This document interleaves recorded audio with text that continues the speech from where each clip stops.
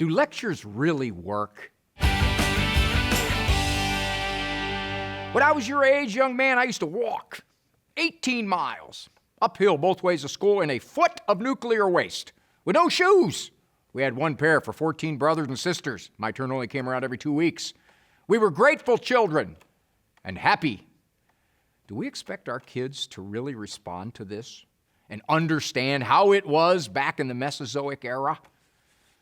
See, the law of lectures is the law of diminishing returns. The more we speak, the more we're going to get heard. False. Make your point as quickly as you can. Back it up with what action you're going to take. And then, basically, let it go. Because words piled upon words, no matter how persuasive we think they are, have to fall upon childish ears.